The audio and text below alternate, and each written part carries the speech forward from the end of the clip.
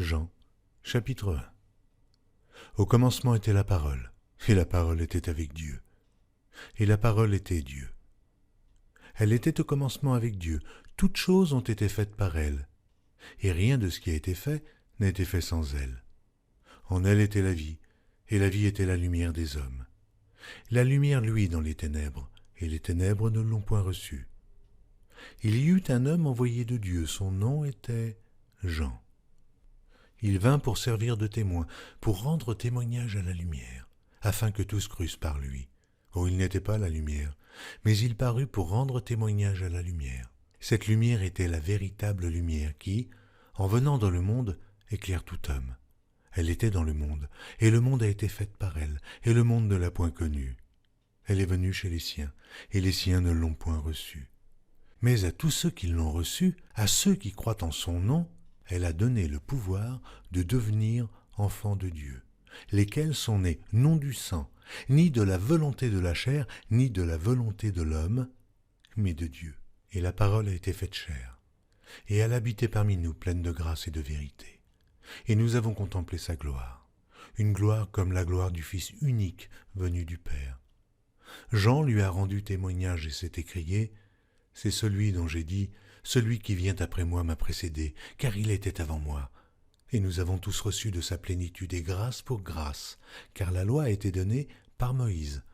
La grâce et la vérité sont venues par Jésus-Christ.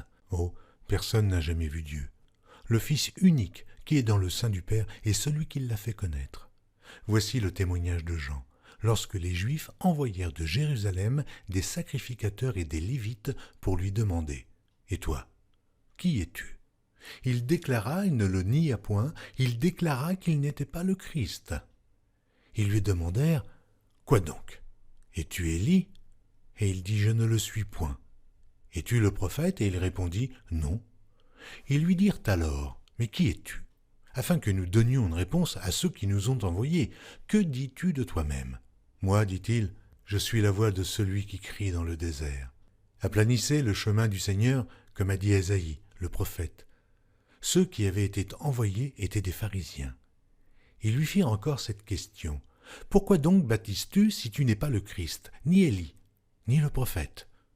Jean leur répondit, « Moi je baptise d'eau, mais au milieu de vous, il y a quelqu'un que vous ne connaissez pas, qui vient après moi. Je ne suis pas digne de délier la courroie de ses souliers. » Ces choses se passèrent à Béthanie, au-delà du Jourdain, où Jean baptisait. Le lendemain, il vit Jésus venant à lui, et il dit, « Voici l'agneau de Dieu, qui ôte le péché du monde. C'est celui dont j'ai dit, après moi vient un homme, qui m'a précédé, car il était avant moi. Oh, je ne le connaissais pas, mais c'est afin qu'il fût manifesté à Israël que je suis venu baptiser d'eau. » Jean rendit ce témoignage. J'ai vu l'Esprit descendre du ciel, comme une colombe, et s'arrêter sur lui. Je ne le connaissais pas. Mais celui qui m'a envoyé baptiser d'eau, celui-là m'a dit, « Celui sur qui tu verras l'Esprit descendre et s'arrêter, c'est celui qui baptise du Saint-Esprit. » Et j'ai vu, et j'ai rendu témoignage qu'il est le Fils de Dieu.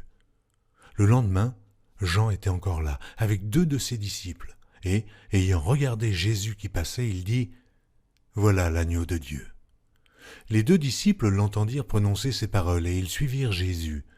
Jésus se retourna, et voyant qu'ils le suivaient, il leur dit, « Que cherchez-vous » Ils lui répondirent, « Rabbi », ce qui signifie « Maître », où demeures-tu ? Venez, leur dit-il, et voyez. Ils allèrent et ils virent où il demeurait, et ils restèrent auprès de lui ce jour-là, c'était environ la 10e heure. André, frère de Simon-Pierre, était l'un des 2 qui avait entendu les paroles de Jean et qui avait suivi Jésus. Ce fut lui qui rencontra le premier son frère, Simon, et il lui dit « Nous avons trouvé le Messie », ce qui signifie Christ. Et il le conduisit vers Jésus. Jésus, l'ayant regardé, dit « Tu es Simon, fils de Jonas. Tu seras appelé Céphas, ce qui signifie Pierre. » Le lendemain, Jésus voulut se rendre en Galilée, où il rencontra Philippe, et il lui dit « Suis-moi. » Philippe était de Bethsaïda, de la ville d'André et de Pierre. Philippe rencontra Nathanaël et lui dit « Nous avons trouvé celui de qui Moïse a écrit dans la loi et dont les prophètes ont parlé, Jésus de Nazareth, fils de Joseph.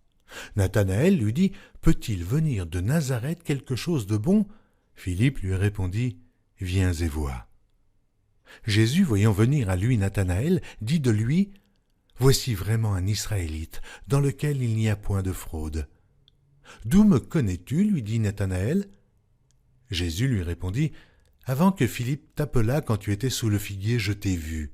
Nathanaël répondit et lui dit, Rabbi, tu es le Fils de Dieu, tu es le roi d'Israël.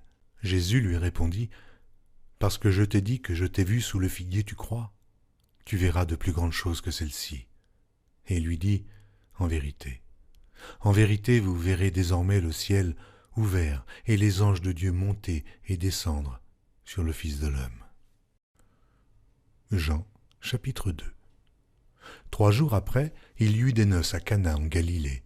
La mère de Jésus était là, et Jésus fut aussi invité aux noces avec ses disciples. Le vin ayant manqué, la mère de Jésus lui dit, « Ils n'ont plus de vin. » Jésus lui répondit, « Femme, qu'y a-t-il entre moi et toi? Mon heure n'est pas encore venue. » Sa mère dit au serviteur, « Faites ce qu'il vous dira. » Or, il y avait là 6 vases de pierre destinés aux purifications des Juifs et contenant chacun 2 ou 3 mesures. Jésus leur dit, « Remplissez d'eau ces vases. » Et ils les remplirent jusqu'au bord. « Puisez maintenant, leur dit-il, et portez-en à l'ordonnateur du repas. » Et ils emportèrent. Quand l'ordonnateur du repas eut goûté l'eau changée en vin, ne sachant d'où venait ce vin, tandis que les serviteurs, qui avaient puisé l'eau, le savaient bien, il appela l'époux et lui dit, « Tout homme sert d'abord le bon vin, puis le moins bon, après qu'on s'est enivré. Toi, tu as gardé le bon vin jusqu'à présent. » Tel fut à Cana, en Galilée, le premier des miracles que fit Jésus. Il manifesta sa gloire et ses disciples crurent en lui. Après cela, il descendit à Capernaum avec sa mère, ses frères et ses disciples, et ils n'y demeurèrent que peu de jours. La Pâque des Juifs était proche, et Jésus monta à Jérusalem. Il trouva dans le temple les vendeurs de bœufs et de brebis, de pigeons et les changeurs assis. Ayant fait un fouet avec des cordes, il les chassa tous du temple, ainsi que les brebis et les bœufs, il dispersa la monnaie des changeurs et renversa les tables. Et il dit aux vendeurs de pigeons, « ôtez cela d'ici, ne faites pas de la maison de mon père une maison de trafic. » Ses disciples se souvinrent qu'il est écrit, « Le zèle de ta maison me dévore. » Les Juifs, prenant la parole, lui dirent, « Quel miracle nous montres-tu pour agir de la sorte ?» Jésus leur répondit, « Détruisez ce temple, et en 3 jours, je le relèverai. » Les Juifs dirent, « Il a fallu 46 ans pour bâtir ce temple, et toi, en 3 jours, tu le relèveras. » Mais il parlait du temple de son corps. C'est pourquoi, lorsqu'il fut ressuscité des morts, ses disciples se souvinrent qu'il avait dit cela, et ils crurent à l'Écriture et à la parole que Jésus avait dite. Pendant que Jésus était à Jérusalem à la fête de Pâques, plusieurs crurent en son nom, voyant les miracles qu'il faisait. Mais Jésus ne se fiait point à eux parce qu'il les connaissait tous, et parce qu'il n'avait pas besoin qu'on lui rendît témoignage d'aucun homme, car il savait lui-même ce qui était dans l'homme. Jean, chapitre 3. Mais il y eut un homme d'entre les pharisiens nommé Nicodème, un chef des Juifs, qui vint, lui, auprès de Jésus de nuit et lui dit, « Rabbi, nous savons que tu es un docteur venu de Dieu, car personne ne peut faire ces miracles que tu fais, si Dieu n'est avec lui. » Jésus lui répondit, « En vérité, je te le dis, si un homme ne naît de nouveau, il ne peut voir le royaume de Dieu. » Nicodème lui dit, « Comment un homme peut-il naître quand il est vieux? Peut-il rentrer dans le sein de sa mère et naître ?» Jésus répondit, « En vérité, je te le dis, si un homme ne naît d'eau et d'esprit, il ne peut entrer dans le royaume de Dieu. Ce qui est né de la chair est chair. Ce qui est né de l'esprit est esprit. Ne t'étonne pas que je t'ai dit, il faut que vous naissiez de nouveau. Le vent souffle où il veut, et tu en entends le bruit, mais tu ne sais d'où il vient, ni où il va. Il en est ainsi de tout homme qui est né de l'esprit. » Nicodème lui dit, « Comment cela peut-il se faire ?» Jésus lui répondit, « Tu es le docteur d'Israël et tu ne sais pas ces choses. Ah, en vérité, je te le dis, nous disons ce que nous savons, et nous rendons témoignage de ce que nous avons vu, et vous ne recevez pas notre témoignage. Et comme Moïse éleva le serpent dans le désert, il faut de même que le Fils de l'homme soit élevé, afin que quiconque croit en lui ait la vie éternelle. Car Dieu a tant aimé le monde qu'il a donné son Fils unique, afin que quiconque croit en lui ne périsse point, mais qu'il ait la vie éternelle. Dieu, en effet, n'a pas envoyé son Fils dans le monde pour qu'il juge le monde, mais pour que le monde soit sauvé par lui. Celui qui croit en lui n'est point jugé, mais celui qui ne croit pas est déjà jugé, parce qu'il n'a pas cru au nom du Fils unique de Dieu. Et ce jugement, c'est que, la lumière étant venue dans le monde, les hommes ont préféré les ténèbres à la lumière, parce que leurs œuvres étaient mauvaises. Car quiconque fait le mal est la lumière, et ne vient point à la lumière, de peur que ses œuvres ne soient dévoilées. Mais celui qui agit selon la vérité vient à la lumière, afin que ses œuvres soient manifestées, parce qu'elles sont faites en Dieu. Après cela, Jésus, accompagné de ses disciples, se rendit dans la terre de Judée, et là, il demeurait avec eux, et il baptisait. Jean aussi baptisait à Hénon, près de Salim, parce qu'il y avait là beaucoup d'eau, et on y venait pour être baptisé, car Jean n'avait pas encore été mis en prison. Or, il s'éleva de la part des disciples de Jean une dispute avec un juif touchant la purification. Ils vinrent trouver Jean et lui dirent « Rabbi, celui qui était avec toi au-delà du Jourdain, et à qui tu as rendu témoignage, voici, il baptise, et tous vont à lui. » Jean répondit « Un homme ne peut recevoir que ce qui lui a été donné du ciel. Vous-même m'êtes témoin que j'ai dit « Je ne suis pas le Christ, mais j'ai été envoyé devant lui. » Celui à qui appartient l'épouse, c'est l'époux. Mais l'ami de l'époux qui se tient là et qui l'entend éprouve une grande joie à cause de la voix de l'époux. Aussi, cette joie qui est la mienne est parfaite. Il faut qu'il croisse et que je diminue. Celui qui vient d'en haut est au-dessus de tous. Celui qui est de la terre est de la terre, et il parle comme étant de la terre. Celui qui vient du ciel est au-dessus de tous. Il rend témoignage de ce qu'il a vu et entendu, et personne ne reçoit son témoignage. Celui qui a reçu son témoignage a certifié que Dieu est vrai. Car celui que Dieu a envoyé dit les paroles de Dieu, parce que Dieu ne lui donne pas l'Esprit avec mesure. Le Père aime le Fils, et il a remis toutes choses entre ses mains. Celui qui croit au Fils a la vie éternelle. Celui qui ne croit pas au Fils ne verra point la vie, mais la colère de Dieu demeure sur lui. Jean, chapitre 4. Le Seigneur sut que les pharisiens avaient appris qu'il faisait et baptisait plus de disciples que Jean. Toutefois, Jésus ne baptisait pas lui-même, mais c'étaient ses disciples. Alors il quitta la Judée et retourna en Galilée. Comme il fallait qu'il passât par la Samarie, il arriva dans une ville de Samarie nommée Sichar, près du champ que Jacob avait donné à Joseph, son fils. Là se trouvait le puits de Jacob. Jésus, fatigué du voyage, était assis au bord du puits. C'était environ la 6e heure. Une femme de Samarie vint puiser de l'eau. Jésus lui dit « Donne-moi à boire », car ses disciples étaient allés à la ville pour acheter des vivres.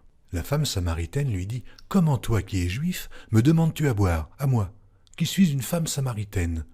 Les Juifs, en effet, n'ont pas de relation avec les Samaritains.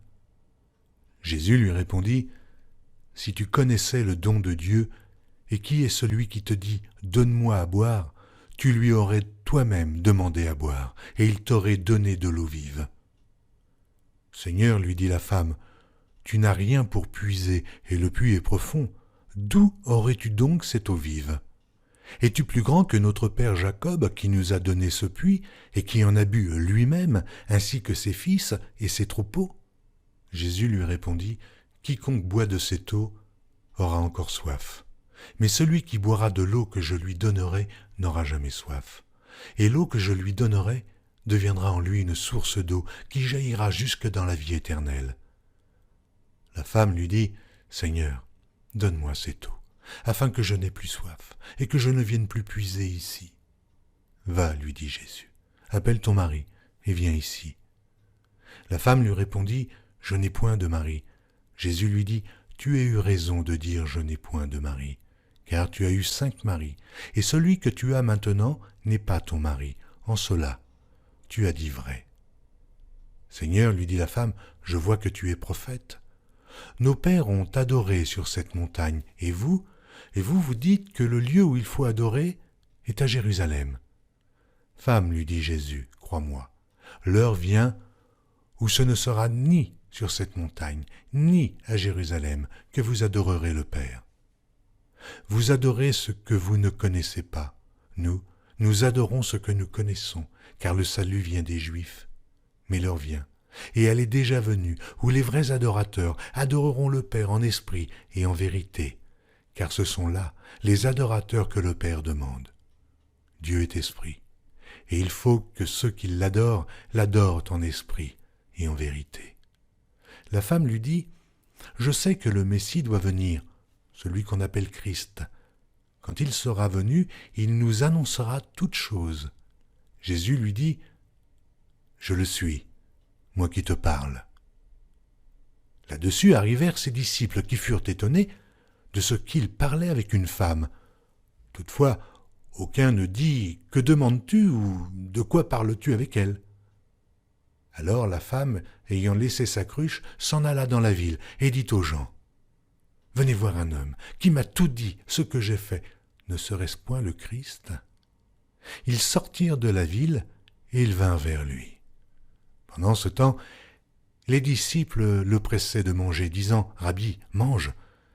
Mais il leur dit, « J'ai à manger une nourriture que vous ne connaissez pas. » Les disciples se disaient donc les uns aux autres, « Quelqu'un lui aurait-il apporté à manger ?» Jésus leur dit, « Ma nourriture est de faire la volonté de celui qui m'a envoyé et d'accomplir son œuvre. Ne dites-vous pas qu'il y a encore 4 mois jusqu'à la moisson ? Voici, je vous le dis, levez les yeux et regardez les champs qui déjà blanchissent pour la moisson. Celui qui moissonne reçoit un salaire et amasse des fruits pour la vie éternelle, afin que celui qui sème et celui qui moissonne se réjouissent ensemble.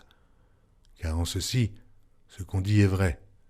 Autre est celui qui sème, et autre celui qui moissonne. Je vous ai envoyé moissonner ce que vous n'avez pas travaillé.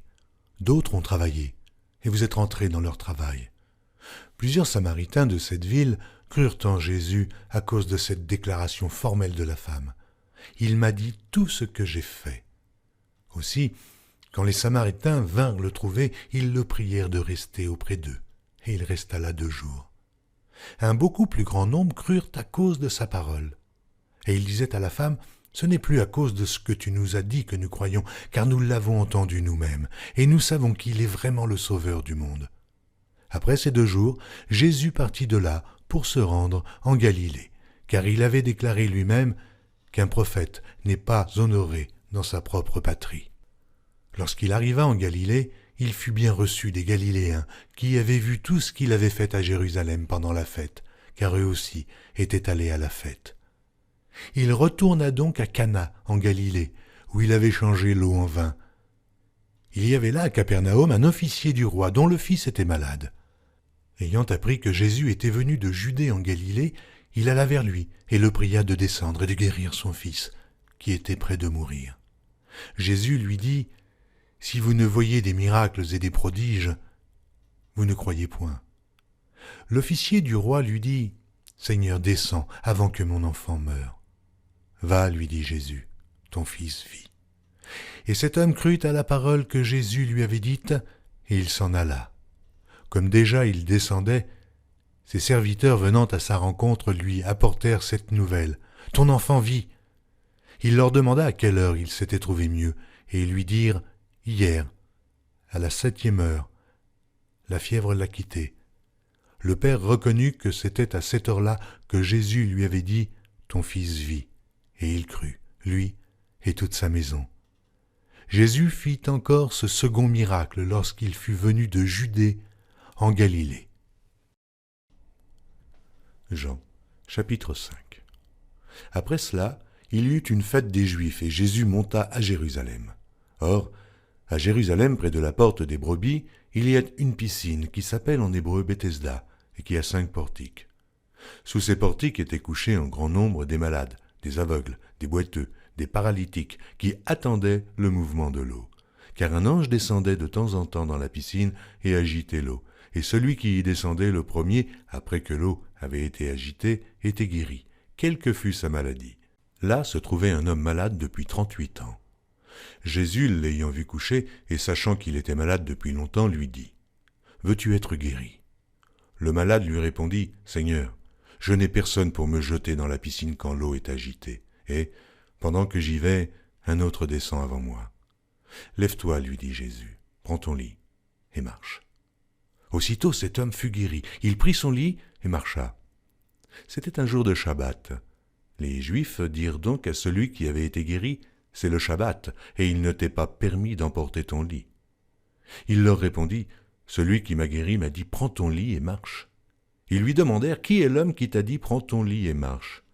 Mais celui qui avait été guéri ne savait pas qui c'était, car Jésus avait disparu de la foule qui était en ce lieu. Depuis, Jésus le trouva dans le temple et lui dit, « Voici, tu as été guéri, ne pêche plus, de peur qu'il ne t'arrive quelque chose de pire. » Cet homme s'en alla et annonça aux Juifs que c'était Jésus qui l'avait guéri. C'est pourquoi les Juifs poursuivaient Jésus, parce qu'il faisait ces choses le jour du Shabbat.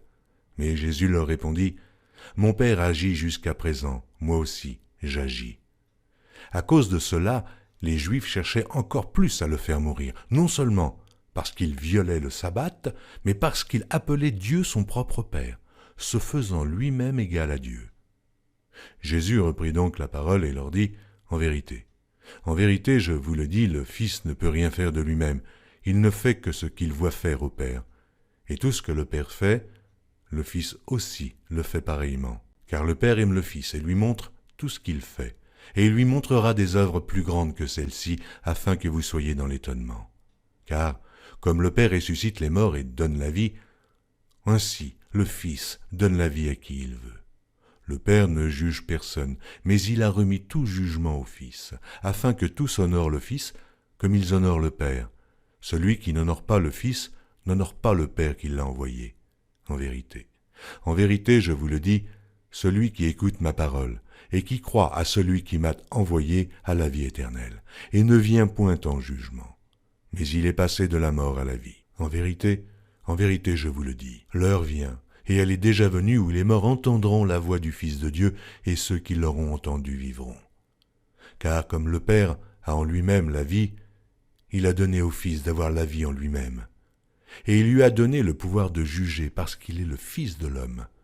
Ne vous étonnez pas de cela, car l'heure vient où tous ceux qui sont dans les sépulcres entendront sa voix et en sortiront. Ceux qui auront fait le bien ressusciteront pour la vie, mais ceux qui auront fait le mal ressusciteront pour le jugement. Je ne puis rien faire de moi-même. Selon que j'entends, je juge, et mon jugement est juste, parce que je ne cherche pas ma volonté, mais la volonté de celui qui m'a envoyé. Si c'est moi qui rends témoignage de moi-même, mon témoignage n'est pas vrai.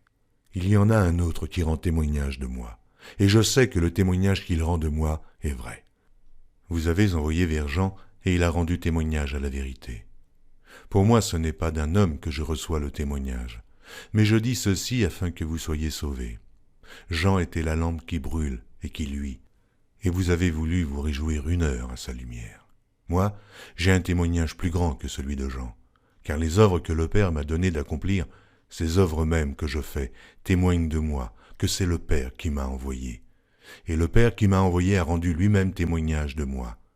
Vous n'avez jamais entendu sa voix, et vous n'avez point vu sa face, et sa parole ne demeure point en vous, parce que vous ne croyez pas à celui qui l'a envoyé.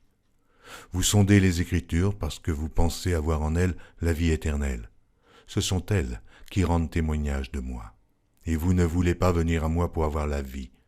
Je ne tire pas ma gloire des hommes, mais je sais que vous n'avez point en vous l'amour de Dieu. Je suis venu au nom de mon Père, et vous ne me recevez pas. Si un autre vient en son propre nom, vous le recevez. Comment pouvez-vous croire, vous qui tirez votre gloire les uns des autres, et qui ne cherchez point la gloire qui vient de Dieu seul? Ne pensez pas que moi, je vous accuserai devant le Père.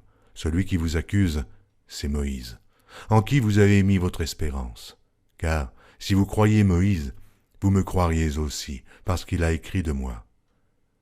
Mais si vous ne croyez pas à ces écrits, comment croirez-vous à mes paroles ?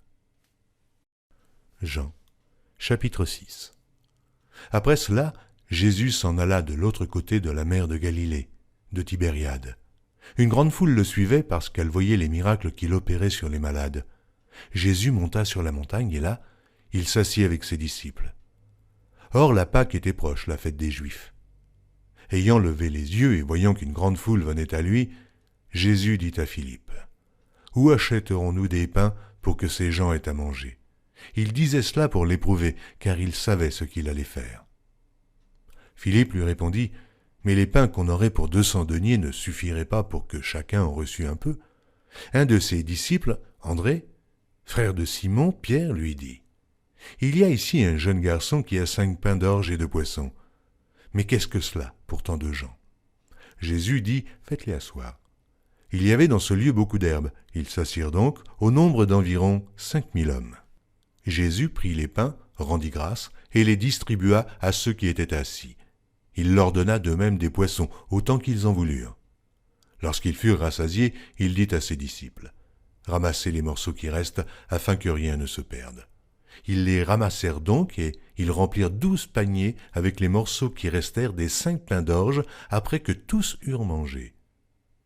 Ces gens, ayant vu le miracle que Jésus avait fait, disaient, « Celui-ci est vraiment le prophète qui doit venir dans le monde. » Et Jésus, sachant qu'il allait venir l'enlever pour le faire roi, se retira de nouveau sur la montagne, lui seul. Quand le soir fut venu, ses disciples descendirent au bord de la mer. Étant montés dans une barque, ils traversaient la mer pour se rendre à Capernaum. Il faisait déjà nuit, et Jésus ne les avait pas encore rejoints. Il soufflait un grand vent, et la mer était agitée.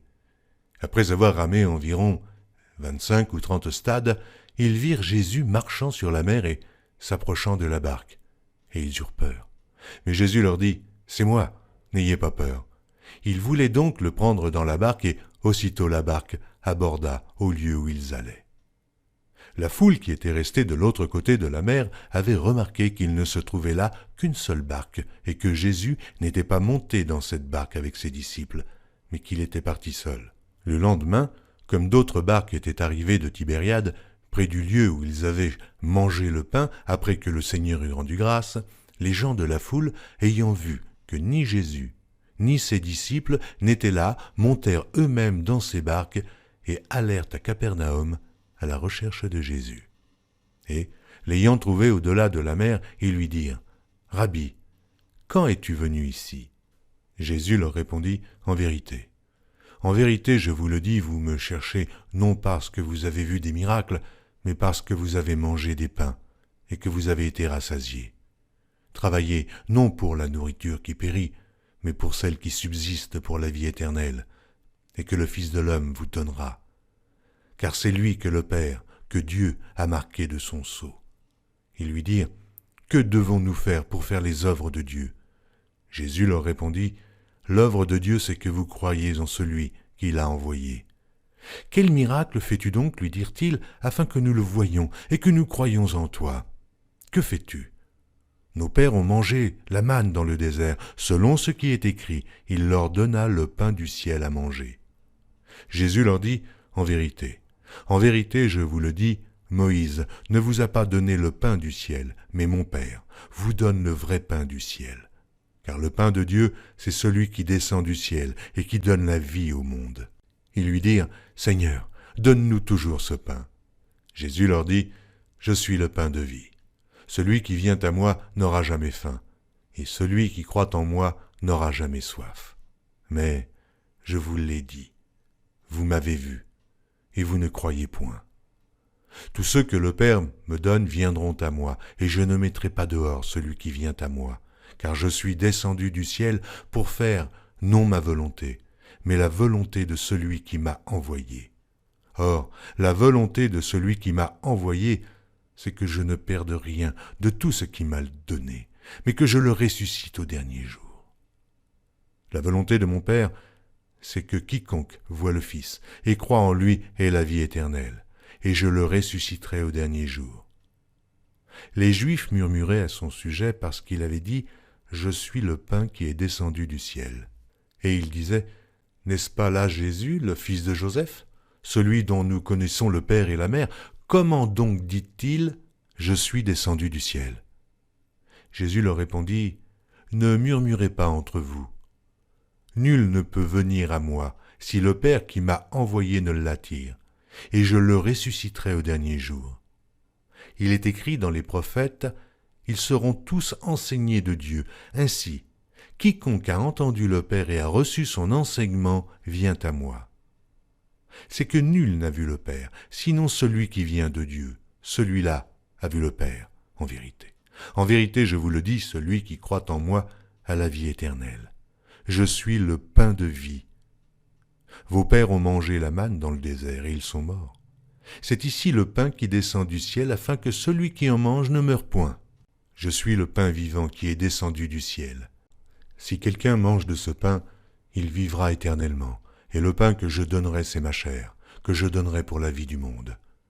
Là-dessus, les Juifs disputaient entre eux, disant « Comment peut-il nous donner sa chair à manger ?» Jésus leur dit « En vérité, je vous le dis, si vous ne mangez la chair du Fils de l'homme, et si vous ne buvez son sang, vous n'avez point la vie en vous-même. Celui qui mange ma chair et qui boit mon sang a la vie éternelle, et je le ressusciterai au dernier jour. Car ma chair est vraiment une nourriture, et mon sang vraiment un breuvage. Celui qui mange ma chair et qui boit mon sang demeure en moi, et je demeure en lui. Comme le Père qui est vivant m'a envoyé et que je vis par le Père, ainsi celui qui me mange vivra par moi. Car c'est ici le pain qui est descendu du ciel. Il n'en est pas comme de vos pères qui ont mangé la manne et qui sont morts. Celui qui mange ce pain vivra éternellement. » Jésus dit ces choses dans la synagogue, enseignant à Capernaum. Plusieurs de ses disciples, après l'avoir entendu, dirent « Cette parole est dure, qui peut l'écouter ?» Jésus, sachant en lui-même que ses disciples murmuraient à ce sujet, leur dit « Cela vous scandalise-t-il ? Et si vous voyez le Fils de l'homme monter où il était auparavant? C'est l'Esprit qui vivifie, la chair ne sert de rien. Les paroles que je vous ai dites sont esprit et vie. Mais il en est parmi vous quelques-uns qui ne croient point. » Car Jésus savait dès le commencement qui étaient ceux qui ne croiraient point, et qui était celui qui le livrerait. Et il ajouta, « C'est pourquoi je vous ai dit que nul ne peut venir à moi si cela ne lui a été donné par le Père. » Dès ce moment, plusieurs de ses disciples se retirèrent, et ils n'allaient plus avec lui. Jésus donc dit aux 12, « Et vous, ne voulez-vous pas aussi vous en aller ?» Simon-Pierre lui répondit, « Seigneur, à qui irions-nous? Tu as les paroles de la vie éternelle. Et nous avons cru, et nous avons connu que tu es le Christ, le Saint de Dieu. » Jésus leur répondit, « N'est-ce pas moi qui vous ai choisis, vous, les 12, et l'un de vous est un démon. » Il parlait de Judas Iscario, fils de Simon, car c'était lui qui devait le livrer, lui, l'un des 12. Jean, chapitre 7. Après cela, Jésus parcourait la Galilée, car il ne voulait pas séjourner en Judée, parce que les Juifs cherchaient à le faire mourir. Or, la fête des Juifs, la fête des tabernacles, était proche. Et ses frères lui dirent, « Pars d'ici, et va en Judée afin que tes disciples voient aussi les œuvres que tu fais. Personne n'agit en secret lorsqu'il désire paraître. Si tu fais ces choses, montre-toi toi-même au monde. » Car ses frères non plus ne croyaient pas en lui. Jésus leur dit, « Mon temps n'est pas encore venu, mais votre temps est toujours prêt. Le monde ne peut vous haïr. Moi, il me hait, parce que je rends de lui le témoignage que ses œuvres sont mauvaises. Montez-vous à cette fête. Pour moi, je n'y monte point, parce que mon temps n'est pas encore accompli. » Après leur avoir dit cela, il resta en Galilée. Lorsque ses frères furent montés à la fête, il y monta aussi lui-même, non publiquement, mais comme en secret. Les Juifs le cherchaient pendant la fête et disaient « Mais où est-il » Il y avait dans la foule grande rumeur à son sujet. Les uns disaient « C'est un homme de bien », d'autres disaient « Non, il égare la multitude ». Personne toutefois ne parlait librement de lui par crainte des Juifs. Vers le milieu de la fête, Jésus monta au temple et il enseignait. Les Juifs s'étonnaient, disant « Comment connaît-il les Écritures, lui qui n'a point étudié ?» Jésus leur répondit « Ma doctrine n'est pas de moi, mais de celui qui m'a envoyé. Si quelqu'un veut faire sa volonté, il connaîtra si ma doctrine est de Dieu, ou si je parle de mon chef. Celui qui parle de son chef cherche sa propre gloire, mais celui qui cherche la gloire de celui qui l'a envoyé, celui-là est vrai, et il n'y a point d'injustice en lui. Moïse ne vous a-t-il pas donné la loi, et nul de vous n'observe la loi? Pourquoi cherchez-vous à me faire mourir ?» La foule répondit « Tu as un démon. Qu'est-ce qui cherche à te faire mourir ?» Jésus leur répondit « J'ai fait une œuvre, et vous en êtes tous étonnés. Moïse vous a donné la circoncision, non qu'elle vienne de Moïse, car elle vient des patriarches. Si vous circoncisez un homme le jour du Shabbat, si un homme reçoit la circoncision le jour du Shabbat, afin que la loi de Moïse ne soit pas violée, pourquoi vous irritez-vous contre moi de ce que j'ai guéri un homme tout entier le jour du Shabbat? Ne jugez pas selon l'apparence, mais jugez selon la justice. » Quelques habitants de Jérusalem disaient « N'est-ce pas là celui qu'il cherche à faire mourir? Et voici, il parle librement, et ils ne lui disent rien. Est-ce que vraiment les chefs auraient reconnu qu'il est le Christ? Cependant, celui-ci, nous savons d'où il est, mais le Christ, quand il viendra, personne ne saura d'où il est. » Et Jésus, enseignant dans le temple, s'écria « Vous me connaissez, et vous savez d'où je suis. Je ne suis pas venu de moi-même, mais celui qui m'a envoyé est vrai, et vous ne le connaissez pas. Moi, je le connais, car je viens de lui, et c'est lui qui m'a envoyé. » Il cherchait donc à se saisir de lui, et personne ne mit la main sur lui, parce que son heure n'était pas encore venue. Plusieurs parmi la foule crurent en lui, et ils disaient « Le Christ, quand il viendra, fera-t-il plus de miracles que n'en fait celui-ci » Les pharisiens entendirent la foule murmurant de lui ces choses, alors les principaux sacrificateurs et les pharisiens envoyèrent des huissiers pour le saisir. Jésus dit « Je suis encore avec vous pour un peu de temps, puis je m'en vais vers celui qui m'a envoyé.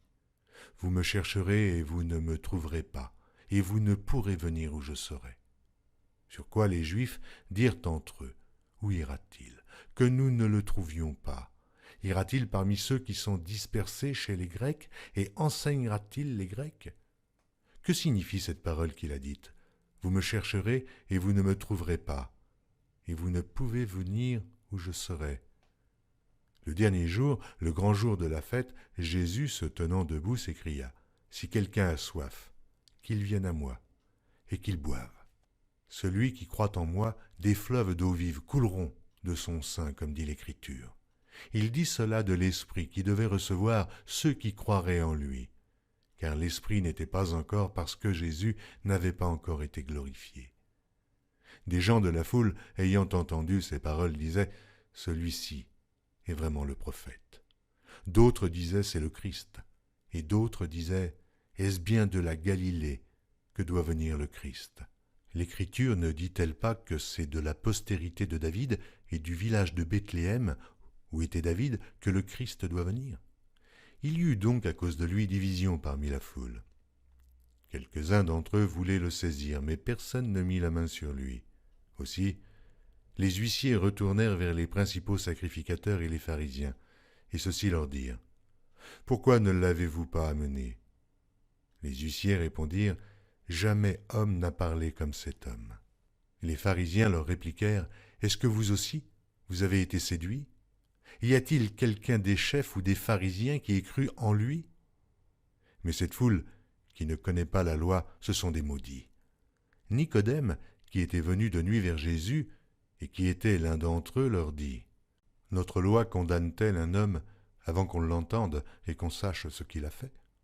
Ils lui répondirent « Es-tu aussi galiléen? Examine, et tu verras que de la Galilée, il ne sort point de prophète. » Et chacun s'en retourna dans sa maison. Jean, chapitre 8. Jésus se rendit à la montagne des Oliviers, mais dès le matin il alla de nouveau dans le temple, et tout le peuple vint à lui. S'étant assis, il les enseignait. Alors les scribes et les pharisiens amenèrent une femme surprise en adultère. Et la plaçant au milieu du peuple, ils dirent à Jésus, « Maître, cette femme a été surprise en flagrant délit d'adultère. Moïse, dans la loi, nous a ordonné de lapider de telles femmes. Toi donc, que dis-tu » Il disait cela pour l'éprouver, afin de pouvoir l'accuser. Mais Jésus, s'étant baissé, écrivait, avec le doigt sur la terre. Comme il continuait à l'interroger, il se releva et leur dit, « Que celui de vous qui est sans péché jette le premier la pierre contre elle. » Et s'étant de nouveau baissé, il écrivait sur la terre. Quand ils entendirent cela, accusés par leur conscience, ils se retirèrent un à un, depuis les plus âgés jusqu'au dernier, et Jésus resta seul avec la femme qui était là, au milieu. Alors, s'étant relevé, et ne voyant plus que la femme, Jésus dit, « Femme, où sont ceux qui t'accusaient? Personne ne t'a-t-il condamné » Elle répondit, « Non, Seigneur. » Et Jésus lui dit, « Je ne te condamne pas non plus. Va, et ne pêche plus. » Jésus leur parla de nouveau et dit, « Je suis la lumière du monde. Celui qui me suit ne marchera pas dans les ténèbres, mais il aura la lumière de la vie. » Là-dessus, les pharisiens lui dirent, « Tu rends témoignage de toi-même, ton témoignage n'est pas vrai. » Jésus leur répondit, « Quoique je rende témoignage de moi-même, mon témoignage est vrai, car je sais d'où je suis venu et où je vais. Mais vous, vous ne savez d'où je viens, ni où je vais. Vous jugez selon la chair, moi, je ne juge personne. Et si je juge, mon jugement est vrai, car je ne suis pas seul, mais le Père qui m'a envoyé est avec moi. Il est écrit dans votre loi que le témoignage de 2 hommes est vrai. Je rends témoignage de moi-même, et le Père qui m'a envoyé rend témoignage de moi. » Ils lui dirent donc, « Où est ton Père » Jésus répondit, « Vous ne connaissez ni moi, ni mon Père. Si vous me connaissiez, vous connaîtriez aussi mon Père. » Jésus dit ces paroles, enseignant dans le temple, au lieu où était le trésor, et personne ne le saisit parce que son heure n'était pas encore venue. Jésus leur dit encore, « Je m'en vais, et vous me chercherez, et vous mourrez dans votre péché, vous ne pouvez venir où je vais. » Sur quoi les Juifs dirent, « Se tuera-t-il lui-même, puisqu'il dit, « Vous ne pouvez venir où je vais » Et il leur dit, « Vous êtes d'en bas, moi j'en suis d'en haut. Vous êtes de ce monde, moi je ne suis pas de ce monde. C'est pourquoi je vous ai dit que vous mourrez dans vos péchés, car si vous ne croyez pas ce que je suis, vous mourrez dans vos péchés. Qui es-tu, lui dirent-ils. Jésus leur répondit, ce que je vous dis dès le commencement. J'ai beaucoup de choses à dire de vous et à juger en vous. Mais celui qui m'a envoyé est vrai, et ce que j'ai entendu de lui, je le dis au monde. Ils ne comprirent point qu'il leur parlait du Père. Jésus donc leur dit, quand vous aurez élevé le Fils de l'homme, alors vous connaîtrez ce que je suis, et que je ne fais rien de moi-même, mais que je parle selon ce que le Père m'a enseigné. Celui qui m'a envoyé est avec moi, il ne m'a pas laissé seul, parce que je fais toujours ce qui lui est agréable. » Comme Jésus parlait ainsi, plusieurs crurent en lui. Et il dit aux Juifs qui avaient cru en lui, « Si vous demeurez dans ma parole, vous êtes vraiment mes disciples. Vous connaîtrez la vérité, et la vérité vous affranchira. » Ils lui répondirent, « Nous sommes la postérité d'Abraham, et nous ne fûmes jamais esclaves de personne. Comment dis-tu, vous deviendrez libres ? » En vérité, je vous le dis, leur répliqua Jésus, quiconque se livre au péché est esclave du péché. Or, l'esclave ne demeure pas toujours dans la maison, le Fils y demeure toujours. Si donc le Fils vous affranchit, vous serez réellement libre. Je sais que vous êtes la postérité d'Abraham, mais vous cherchez à me faire mourir, parce que ma parole ne pénètre pas en vous. Je dis ce que j'ai vu chez mon Père, et vous, vous faites ce que vous avez entendu de la part de votre Père. Ils lui répondirent, « Notre Père, c'est Abraham. » Jésus leur dit, « Si vous étiez enfants d'Abraham, vous feriez les œuvres d'Abraham. Mais maintenant, vous cherchez à me faire mourir. Moi qui vous ai dit la vérité, que j'ai entendue de Dieu. Cela, Abraham ne l'a point fait. Vous êtes les œuvres de votre Père. » Ils lui dirent, « Nous ne sommes pas des enfants illégitimes, nous avons un seul Père, Dieu. » Jésus leur dit, « Si Dieu était votre Père, vous m'aimeriez, car c'est de Dieu que je suis sorti et que je viens. Je ne suis pas venu de moi-même, mais c'est lui qui m'a envoyé. Pourquoi ne comprenez-vous pas mon langage? Parce que vous ne pouvez écouter ma parole.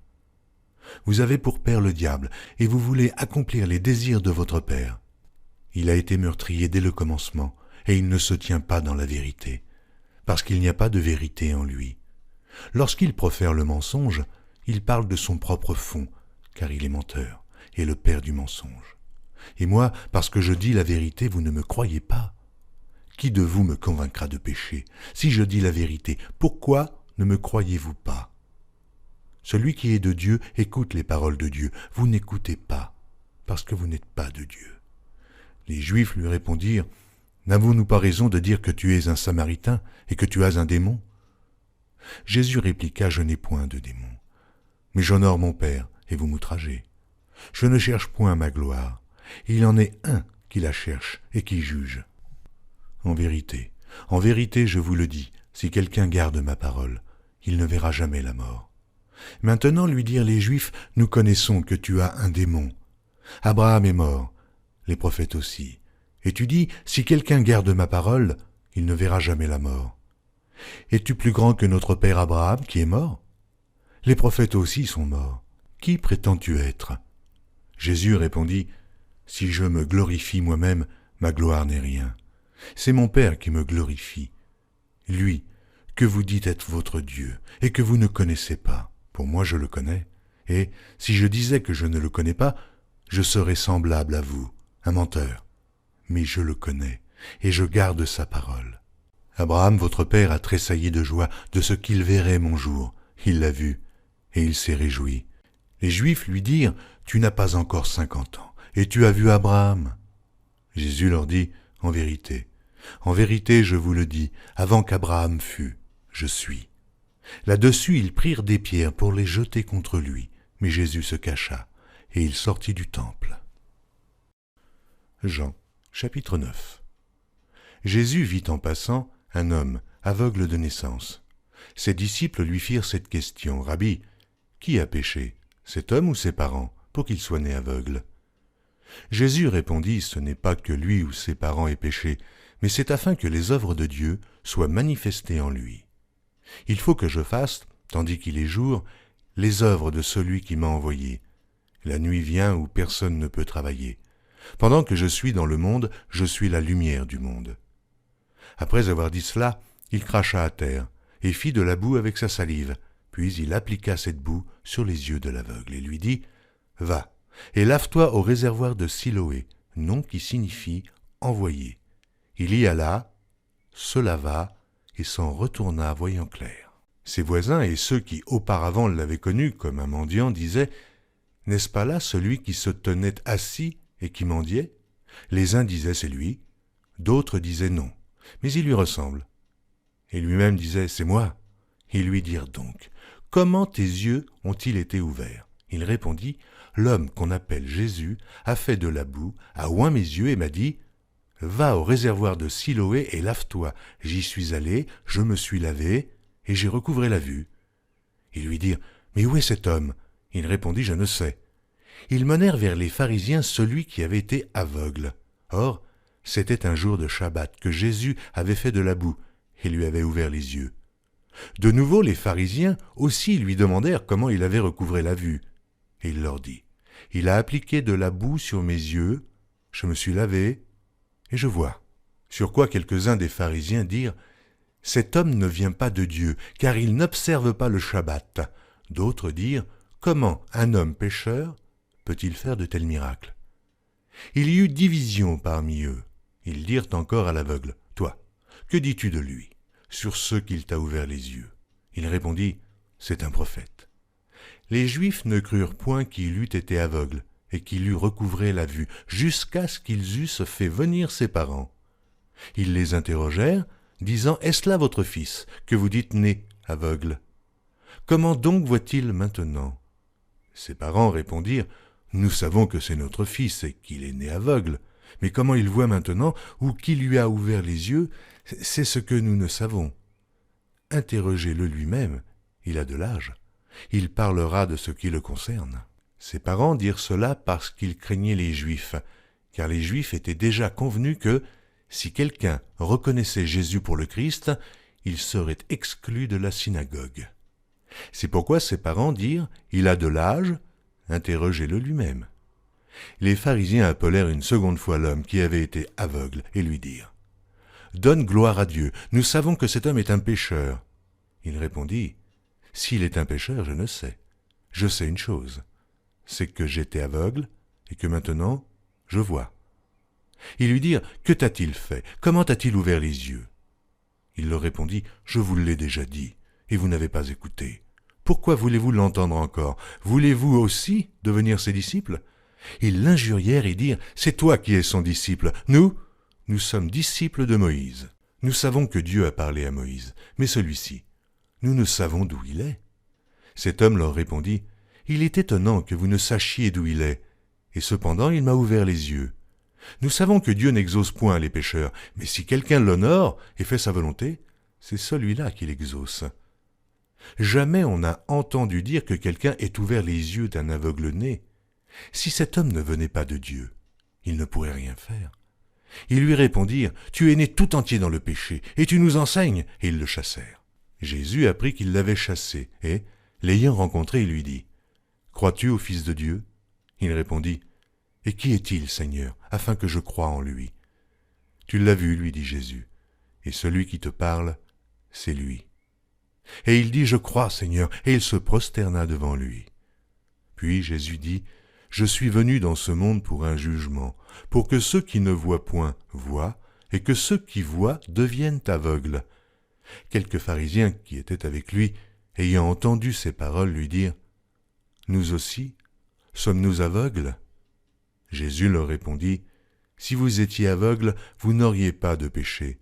Mais maintenant vous dites « Nous voyons », et c'est pour cela que votre péché subsiste. » Jean, chapitre 10.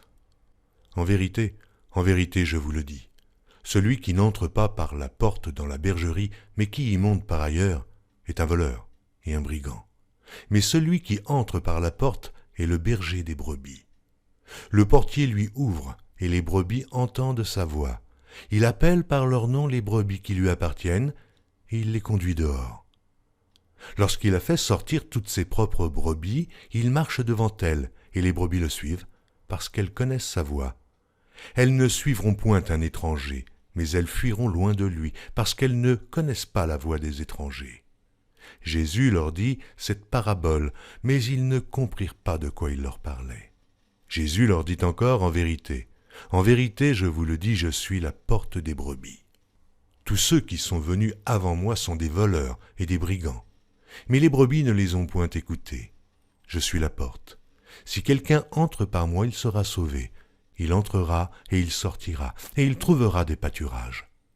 Le voleur ne vient que pour dérober, égorger et détruire. Moi, je suis venu afin que les brebis aient la vie et qu'elles soient dans l'abondance.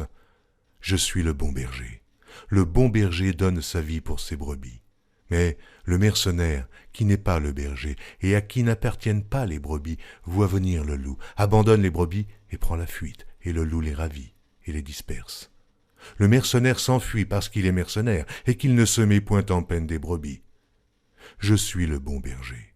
Je connais mes brebis, et elles me connaissent, comme le Père me connaît et comme je connais le Père, et je donne ma vie pour mes brebis. J'ai encore d'autres brebis qui ne sont pas de cette bergerie.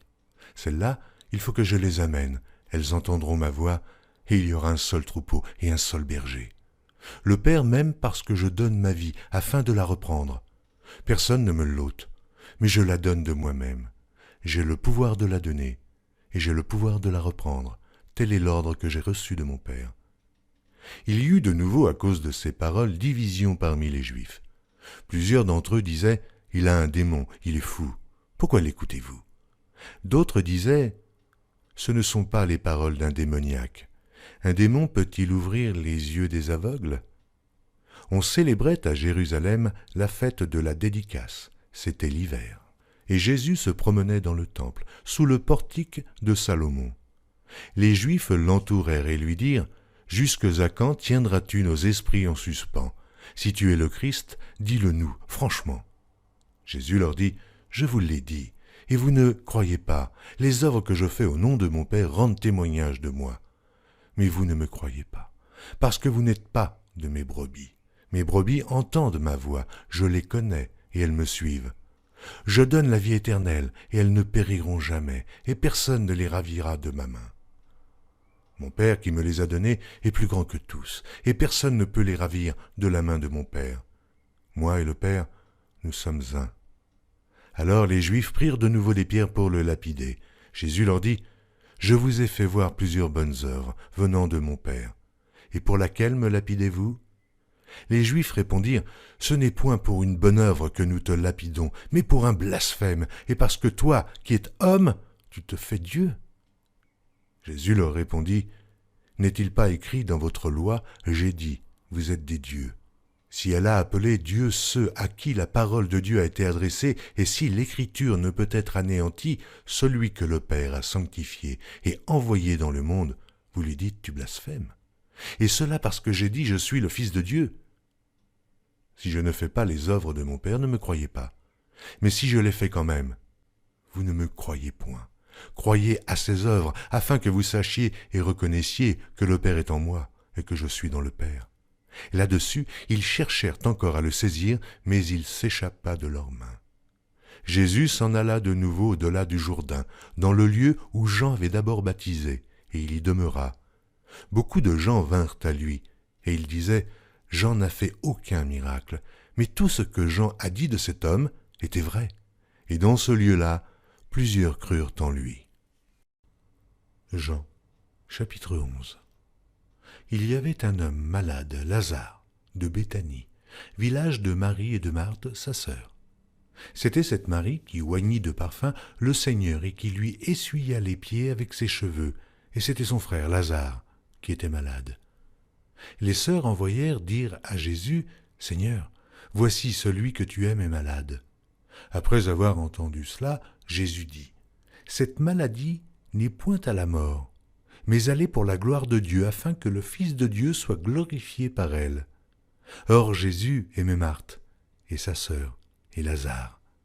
Lors donc qu'il eut appris que Lazare était malade, il resta 2 jours encore dans le lieu où il était, et il dit ensuite aux disciples, « Retournons en Judée. » Les disciples lui dirent, « Rabbi, les Juifs tout récemment cherchaient à te lapider, et tu retournes en Judée. » Jésus répondit, « N'y a-t-il pas 12 heures au jour? Si quelqu'un marche pendant le jour, il ne bronche point, parce qu'il voit la lumière de ce monde. Mais si quelqu'un marche pendant la nuit, il bronche, parce que la lumière n'est pas en lui. » Après ces paroles, il leur dit, « Lazare, notre ami, dort, mais je vais le réveiller. » Les disciples lui dirent, « Seigneur, s'il dort, il sera guéri. » Jésus avait parlé de sa mort, mais ils crurent qu'il parlait de l'assoupissement du sommeil.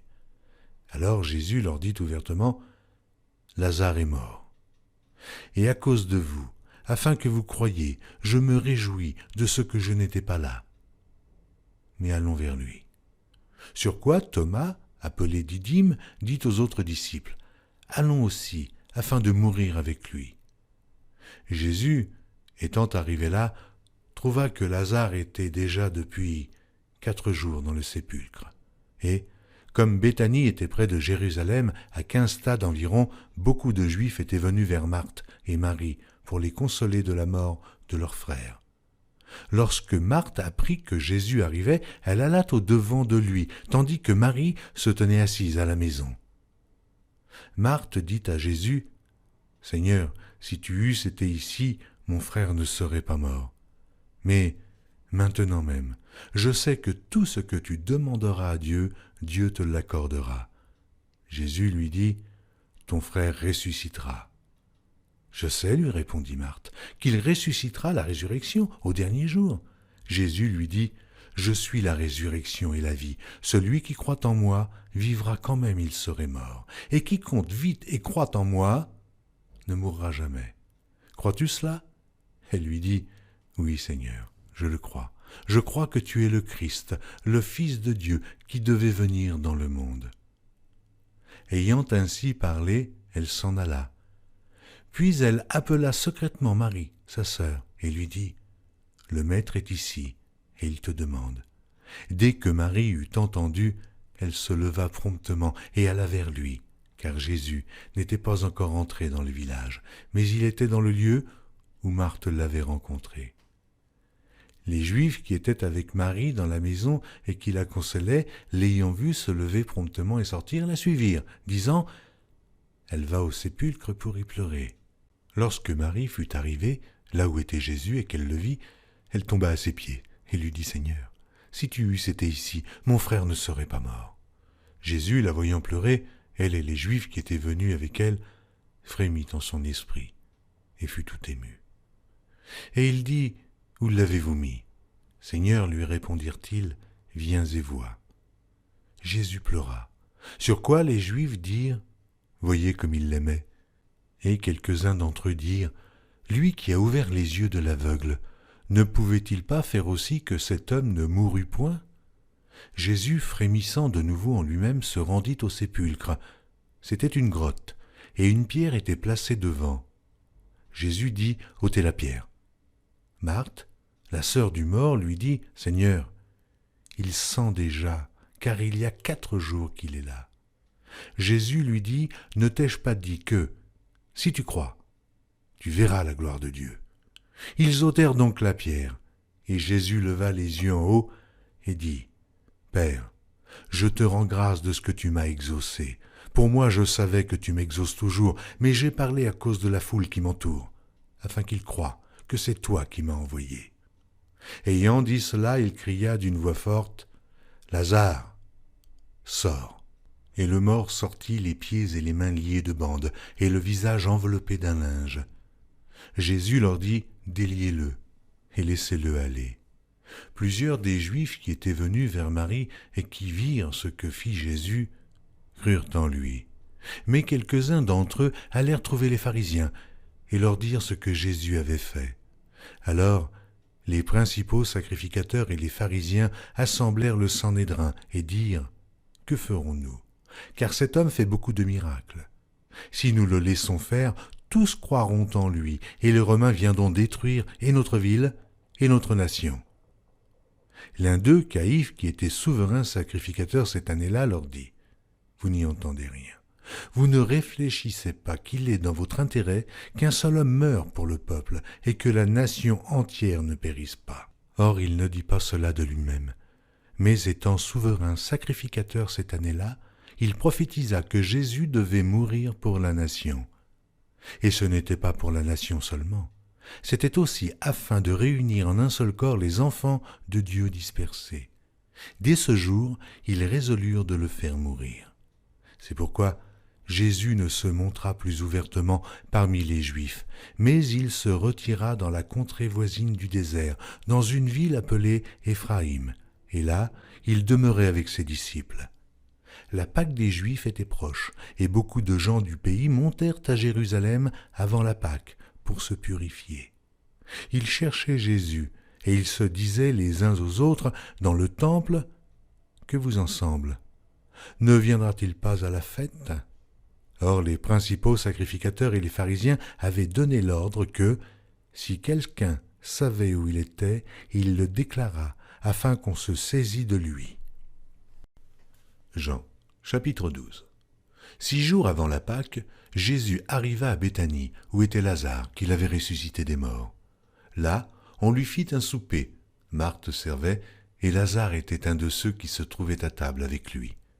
Marie, ayant pris une livre d'un parfum de nard pur de grand prix, oignit les pieds de Jésus, et elle lui essuya les pieds avec ses cheveux, et la maison fut remplie de l'odeur du parfum. Un de ses disciples, Judas Iscario, fils de Simon, celui qui devait le livrer, dit « Pourquoi n'a-t-on pas vendu ce parfum 300 deniers pour les donner aux pauvres ?» Il disait cela, non qu'il se mît en peine des pauvres, mais parce qu'il était voleur, et que, tenant la bourse, il prenait ce qu'on y mettait. Mais Jésus dit « Laissez-la garder ce parfum pour le jour de ma sépulture. Vous avez toujours les pauvres avec vous, mais vous ne m'avez pas toujours. » Une grande multitude de Juifs apprirent que Jésus était à Béthanie, et ils y vinrent, non pas seulement à cause de lui, mais aussi pour voir Lazare, qu'il avait ressuscité des morts. Les principaux sacrificateurs délibérèrent de faire mourir aussi Lazare, parce que beaucoup de Juifs se retiraient d'eux à cause de lui et croyaient en Jésus. Le lendemain, une foule nombreuse de gens venus à la fête, ayant entendu dire que Jésus se rendait à Jérusalem, prirent des branches de palmier et allèrent au-devant de lui en criant « Hosanna ! Hosanna ! Béni soit celui qui vient au nom du Seigneur, le roi d'Israël !» Jésus trouva un ânon et s'assit dessus, selon qu'il est écrit « Ne crains point, fille de Sion. Voici, ton roi vient, assis sur le petit d'une ânesse. » Ses disciples ne comprirent pas d'abord ces choses, mais, lorsque Jésus eut été glorifié, il se souvint qu'elles étaient écrites de lui, et qu'il les avait accomplies à son égard.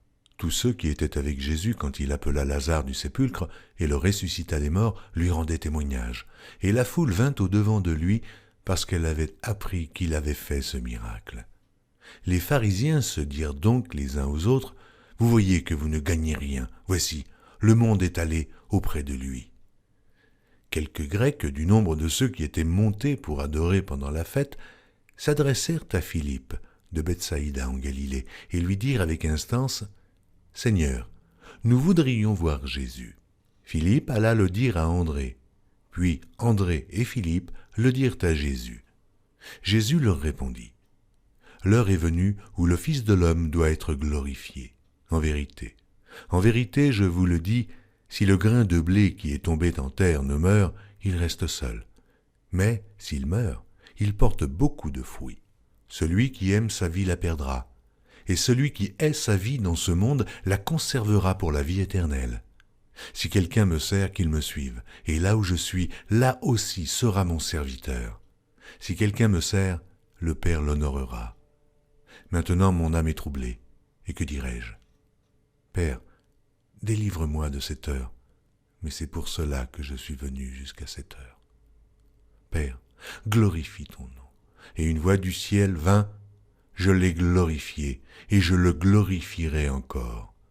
La foule qui était là et qui avait entendu disait que c'était un tonnerre. D'autres disaient, un ange lui a parlé. Jésus dit, ce n'est pas à cause de moi que cette voix s'est fait entendre, c'est à cause de vous.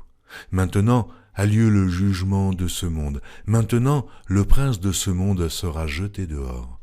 Et moi, quand j'aurai été élevé de la terre, j'attirerai tous les hommes à moi. En parlant ainsi, il indiquait de quelle mort il devait mourir. Jean, chapitre 13. Avant la fête de Pâques, Jésus, sachant que son heure était venue de passer de ce monde au Père, et ayant aimé les siens qui étaient dans le monde, mit le comble à son amour pour eux. Pendant le souper, lorsque le diable avait déjà inspiré au cœur de Judas Iscario, fils de Simon, le dessein de le livrer, Jésus, qui savait que le Père avait remis toutes choses entre ses mains, qu'il était venu de Dieu, et qu'il s'en allait à Dieu, se leva de table, ôta ses vêtements, et prit un linge dont il se ceignit. Ensuite, il versa de l'eau dans un bassin, et il se mit à laver les pieds des disciples, et à les essuyer avec le linge dont il était ceint. Il vint donc à Simon-Pierre, et Pierre lui dit, « Toi, Seigneur, tu me laves les pieds ?» Jésus lui répondit, « Ce que je fais, tu ne le comprends pas maintenant, mais tu le comprendras bientôt. » Pierre lui dit, « Non, jamais, jamais tu ne me laveras les pieds. » Jésus lui répondit, « Si je ne te lave, tu n'auras point de part avec moi. » Simon-Pierre lui dit, « Seigneur, non seulement les pieds, mais encore les mains et la tête. » Jésus lui dit, « Celui qui est lavé n'a besoin que de se laver les pieds pour être entièrement pur. Et vous êtes purs, mais non pas tous. » Car il connaissait celui qui le livrait. C'est pourquoi il dit, « Vous n'êtes pas tous purs. » Après qu'il leur eut lavé les pieds et qu'il eut pris ses vêtements, il se remit à table et leur dit, « Comprenez-vous ce que je vous ai fait ? Vous m'appelez Maître et Seigneur, et vous dites bien, car je le suis. Si donc je vous ai lavé les pieds, moi, le Seigneur et le Maître, vous devez aussi vous laver les pieds les uns aux autres, car je vous ai donné un exemple, afin que vous fassiez comme je vous ai fait. En vérité, je vous le dis, le serviteur n'est pas plus grand que son Seigneur, ni l'apôtre plus grand que celui qui l'a envoyé. Si vous savez ces choses, vous êtes heureux, pourvu que vous les pratiquiez. Ce n'est pas de vous tous que je parle, je connais ceux que j'ai choisis. Mais il faut que l'Écriture s'accomplisse. Celui qui mange avec moi le pain a levé son talon contre moi. Dès à présent, je vous le dis, avant que la chose arrive, afin que, lorsqu'elle arrivera, vous croyiez à ce que je suis.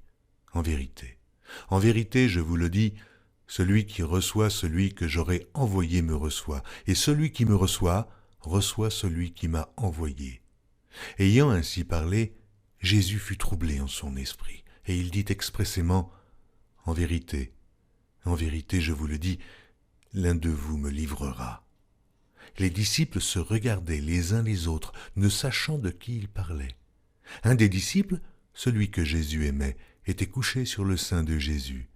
Simon, Pierre, lui fit signe de demander qui était celui dont parlait Jésus. Et ce disciple, s'étant penché sur la poitrine de Jésus, lui dit, « Seigneur, qui est-ce » Jésus répondit, « C'est celui à qui je donnerai le morceau trempé. » Et, ayant trempé le morceau, il le donna à Judas, fils de Simon l'Iscario.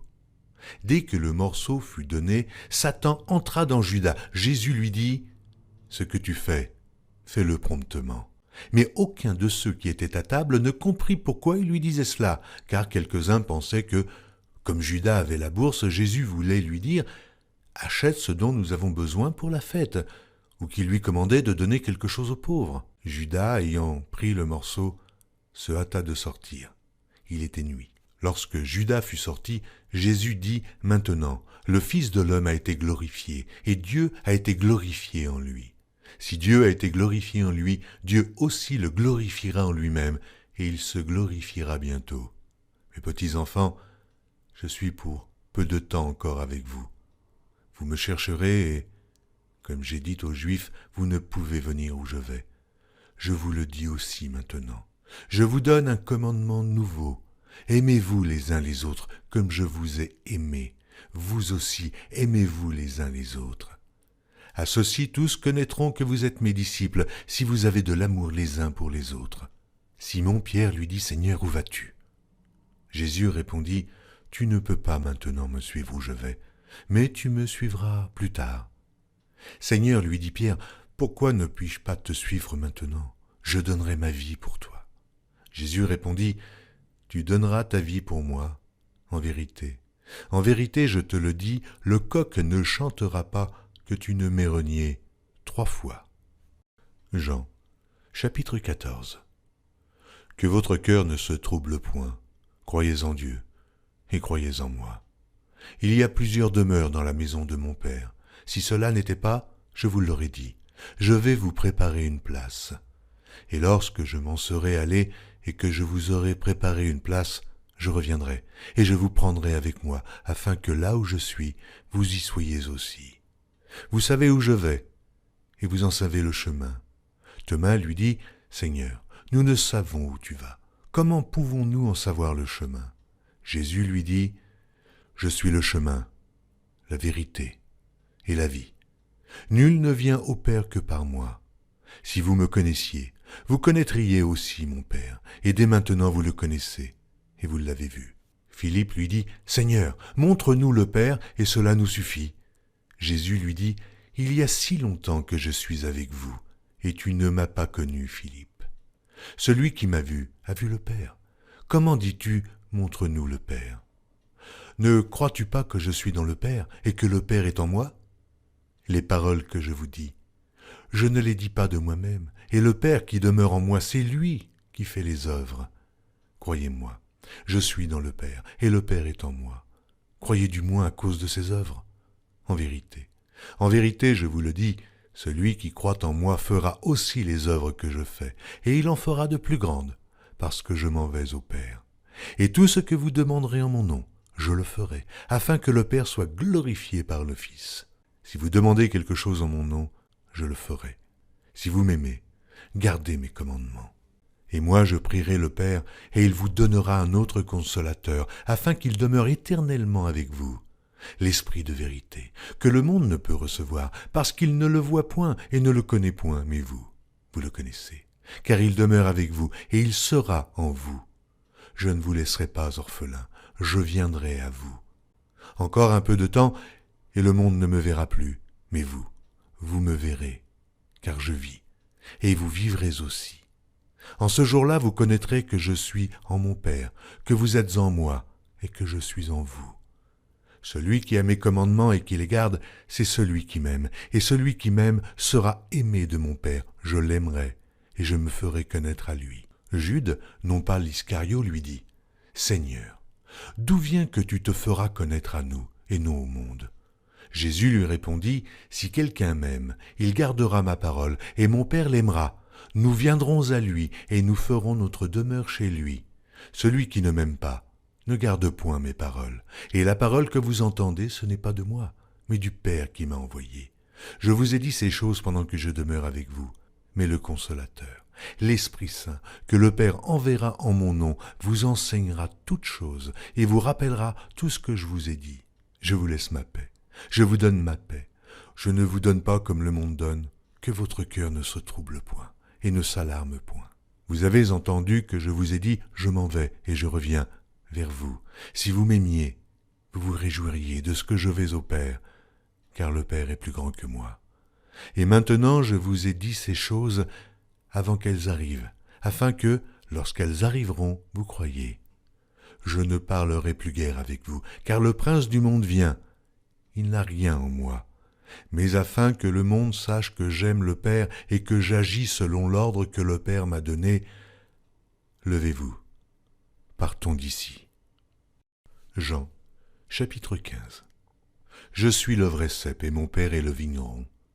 Tout sarment qui est en moi, qui ne porte pas de fruit, il le retranche, et tout sarment qui porte du fruit, il l'émonde, afin qu'il porte encore plus de fruits. Déjà vous êtes purs, à cause de la parole que je vous ai annoncée. Demeurez en moi, et je demeurerai en vous. Comme le sarment ne peut de lui-même porter du fruit s'il ne demeure attaché au cep, ainsi vous ne le pouvez non plus, si vous ne demeurez en moi. Je suis le cep, et vous êtes les sarments. Celui qui demeure en moi, et en qui je demeure, porte beaucoup de fruits, car sans moi, vous ne pouvez rien faire. Si quelqu'un ne demeure pas en moi, il est jeté dehors, comme le sarment, et il sèche. Puis on ramasse les sarments, et on les jette au feu, et ils brûlent. Si vous demeurez en moi, et que mes paroles demeurent en vous, demandez ce que vous voudrez, et cela vous sera accordé. Si vous portez beaucoup de fruits, c'est ainsi que mon Père sera glorifié, et que vous serez mes disciples. Comme le Père m'a aimé, je vous ai aussi aimé. Demeurez dans mon amour. Si vous gardez mes commandements, vous demeurerez dans mon amour, de même que j'ai gardé les commandements de mon Père et que je demeure dans son amour. Je vous ai dit ces choses afin que ma joie soit en vous et que votre joie soit parfaite. Ceci est mon commandement. Aimez-vous les uns les autres comme je vous ai aimés. Il n'y a pas de plus grand amour que de donner sa vie pour ses amis. Vous êtes mes amis, si vous faites ce que je vous commande. Je ne vous appelle plus serviteur, parce que le serviteur ne sait pas ce que fait son maître, mais je vous ai appelé ami parce que je vous ai fait connaître tout ce que j'ai appris de mon Père. Ce n'est pas vous qui m'avez choisi, mais moi je vous ai choisi, et je vous ai établi, afin que vous alliez et que vous portiez du fruit, et que votre fruit demeure, afin que ce que vous demanderez au Père en mon nom, il vous le donne. Ce que je vous commande, c'est de vous aimer les uns les autres. Si le monde vous hait, sachez qu'il m'a haï avant vous. Si vous étiez du monde, le monde aimerait ce qui est à lui. Mais parce que vous n'êtes pas du monde, et que je vous ai choisi du milieu du monde, à cause de cela, le monde vous hait. Souvenez-vous de la parole que je vous ai dite. Le serviteur n'est pas plus grand que son maître. S'ils m'ont persécuté, ils vous persécuteront aussi. S'ils ont gardé ma parole, ils garderont aussi la vôtre. Mais ils vous feront toutes ces choses à cause de mon nom, parce qu'ils ne connaissent pas celui qui m'a envoyé. Si je n'étais pas venu, et que je ne leur eusse point parlé, ils n'auraient pas de péché. Mais maintenant, ils n'ont aucune excuse de leur péché. Celui qui me hait est aussi mon Père. Si je n'avais pas fait, parmi eux, les œuvres que nul autre n'a faites, ils n'auraient pas de péché. Mais maintenant, ils les ont vues, et ils ont haï moi et mon Père. Mais cela est arrivé afin que s'accomplisse la parole qui est écrite dans leur loi. Ils m'ont haï sans cause. Quand sera venu le Consolateur, que je vous enverrai de la part de mon Père, l'Esprit de vérité qui vient du Père, il rendra témoignage de moi. Et vous aussi, vous rendrez témoignage parce que vous êtes avec moi dès le commencement. Jean, chapitre 16. Je vous ai dit ces choses afin qu'elles ne soient pas pour vous une occasion de chute.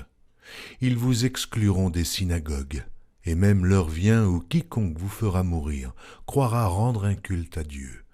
Et ils agiront ainsi parce qu'ils n'ont connu ni le Père, ni moi. Je vous ai dit ces choses afin que, lorsque l'heure sera venue, vous vous souveniez que je vous les ai dites. Je ne vous ai pas parlé dès le commencement, parce que j'étais avec vous. Maintenant je m'en vais vers celui qui m'a envoyé, et aucun de vous ne me demande « Où vas-tu » Mais parce que je vous ai dit ces choses, la tristesse a rempli votre cœur.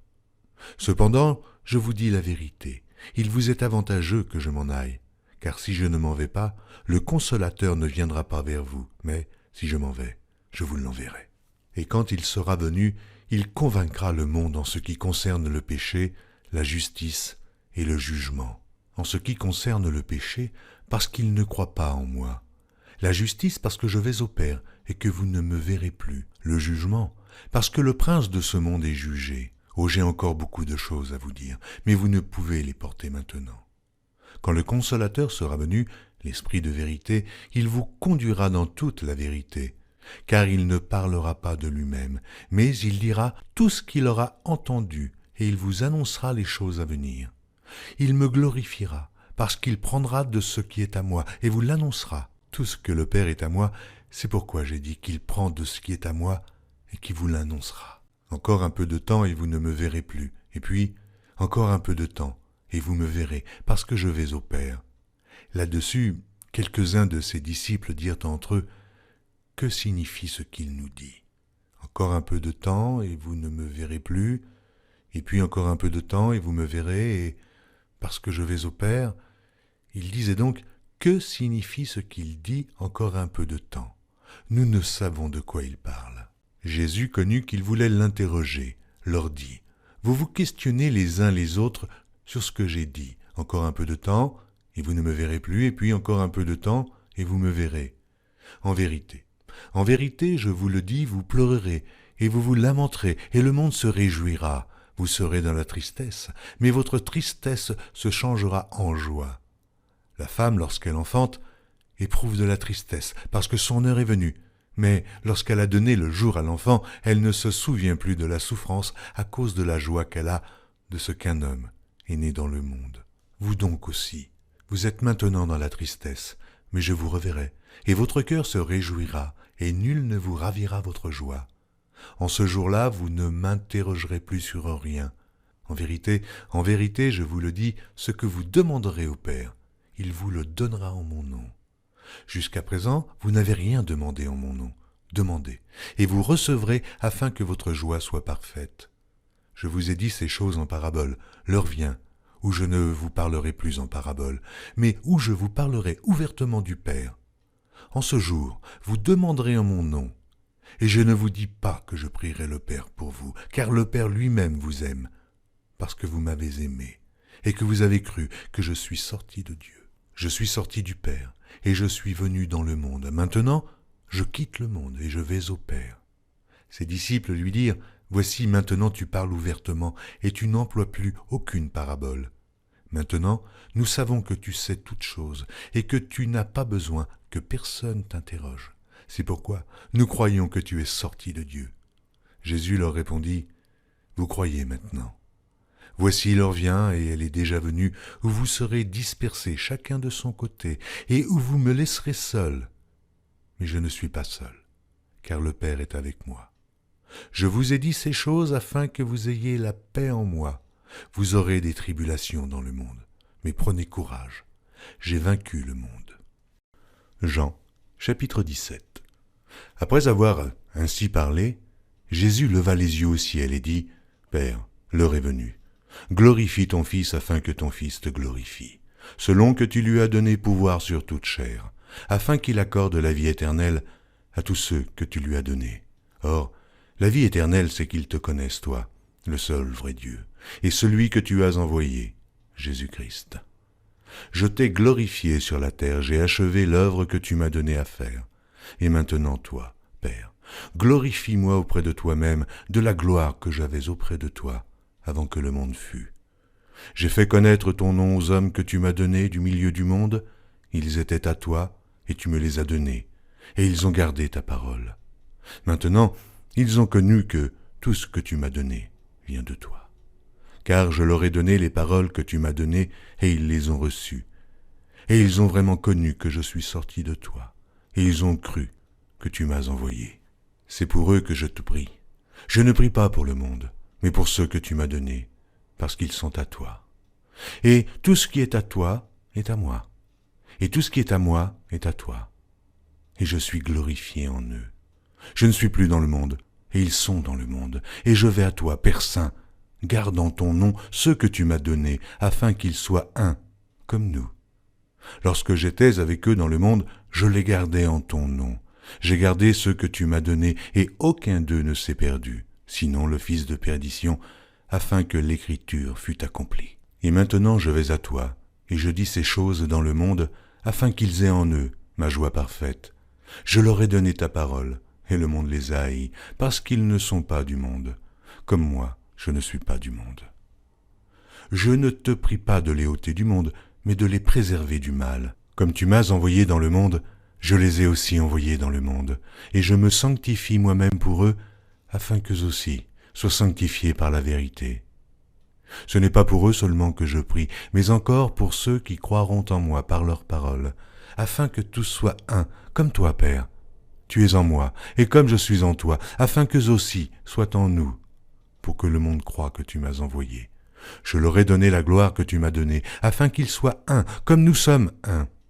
Moi en eux, et toi en moi, afin qu'ils soient parfaitement un, et que le monde connaisse que tu m'as envoyé, et que tu les as aimés, comme tu m'as aimé.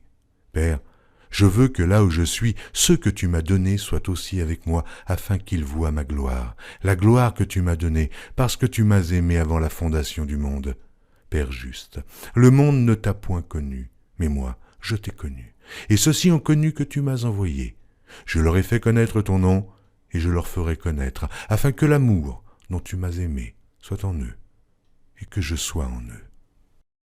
Chapitre 18. Lorsqu'il eut dit ces choses, Jésus alla avec ses disciples de l'autre côté du torrent du Cédron, où se trouvait un jardin, dans lequel il entra, lui et ses disciples. Judas, qui le livrait, connaissait ce lieu, parce que Jésus et ses disciples s'y étaient souvent réunis. Judas, donc, ayant pris la cohorte et des huissiers qu'envoyèrent les principaux sacrificateurs et les pharisiens, vint là, avec des lanternes, des flambeaux et des armes. Jésus, sachant tout ce qui devait lui arriver, s'avança et leur dit « Qui cherchez-vous » Ils lui répondirent « Jésus de Nazareth ». Jésus leur dit « C'est moi ». Et Judas qui le livrait était avec eux. Lorsque Jésus leur eut dit « C'est moi », ils reculèrent et tombèrent par terre. Il leur demanda de nouveau « Qui cherchez-vous » Et ils dirent « Jésus de Nazareth ». Jésus répondit « Je vous ai dit que c'est moi. Si donc c'est moi que vous cherchez, laissez aller ceci. » Il dit cela afin que s'accomplît la parole qu'il avait dite « Je n'ai perdu aucun de ceux que tu m'as donnés. » Simon Pierre, qui avait une épée, l'attira, frappa le serviteur du souverain sacrificateur et lui coupa l'oreille droite. Ce serviteur s'appelait Malchus. Jésus dit à Pierre, « Remets ton épée dans le fourreau. Ne boirai-je pas la coupe que le Père m'a donnée à boire ?» La cohorte, le tribun et les huissiers des Juifs se saisirent alors de Jésus et le lièrent. Ils l'emmenèrent d'abord chez Anne, car il était le beau-père de Caïphe, qui était souverain sacrificateur cette année-là.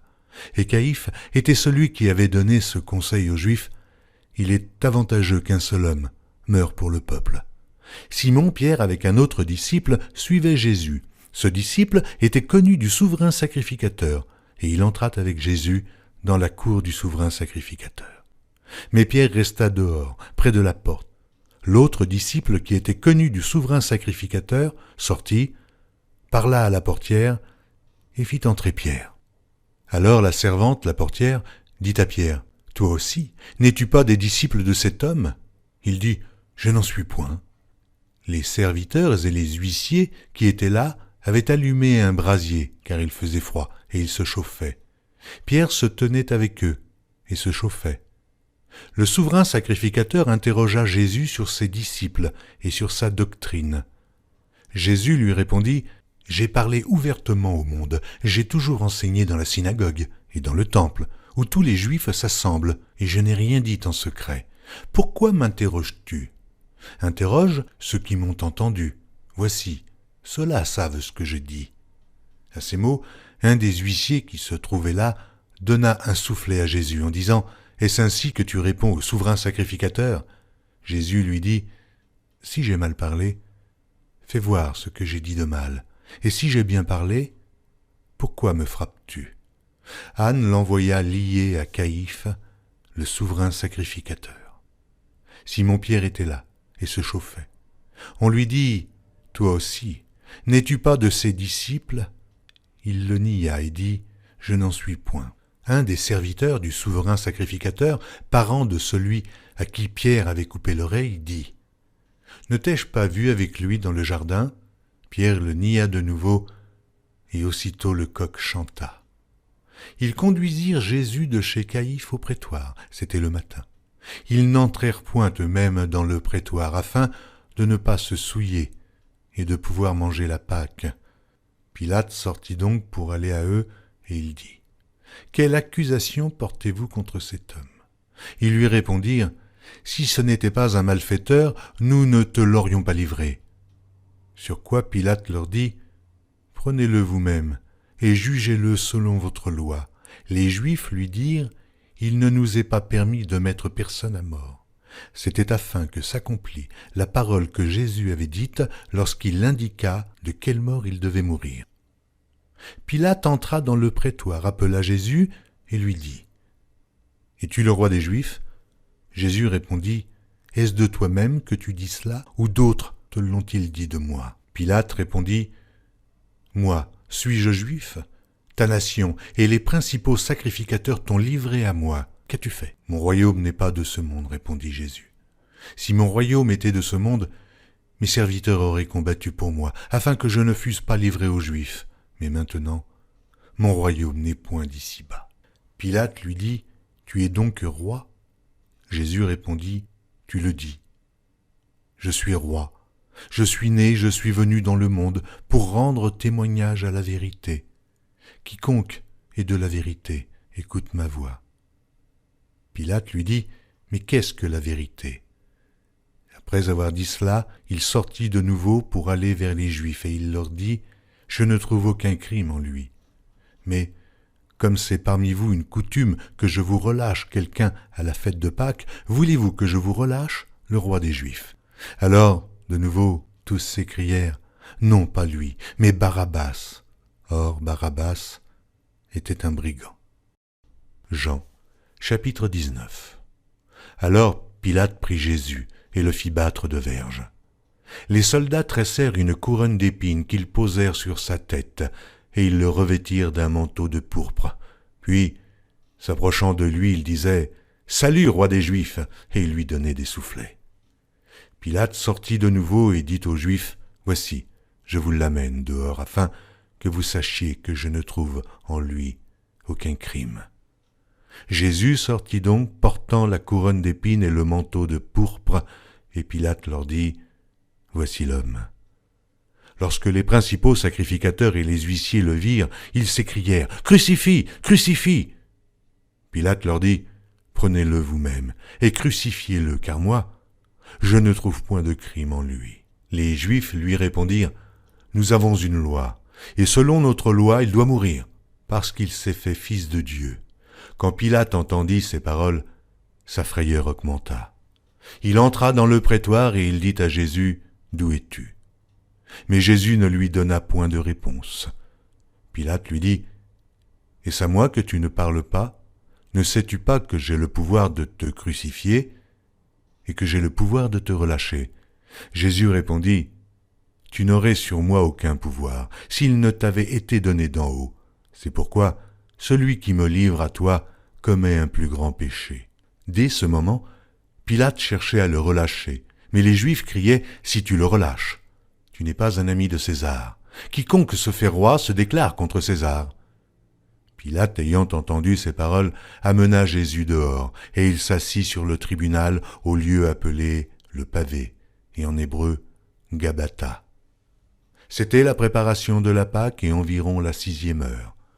Pilate dit aux Juifs, voici votre roi. » Mais ils s'écrièrent, « Ôte, ôte, crucifie-le » Pilate leur dit, « Crucifierai-je votre roi ?» Les principaux sacrificateurs répondirent, « Nous n'avons de roi que César. » Alors il le leur livra pour être crucifié. Ils prirent donc Jésus et l'emmenèrent. Jésus, portant sa croix, arriva au lieu du crâne qui se nomme en hébreu Golgotha.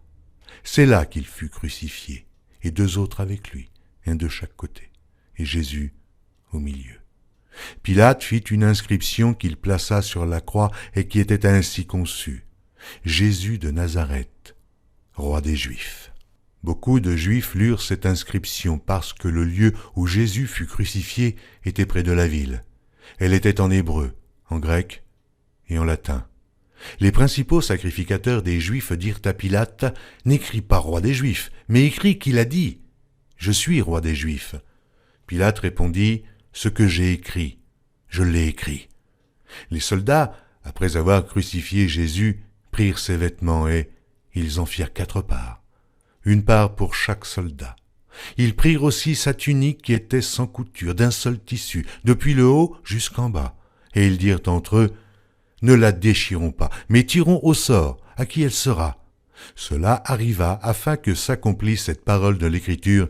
Ils se sont partagés mes vêtements, et ils ont tiré au sort ma tunique. Voilà ce que firent les soldats. Près de la croix de Jésus se tenait sa mère, et la sœur de sa mère, Marie, femme de Clopas, et Marie de Magdala.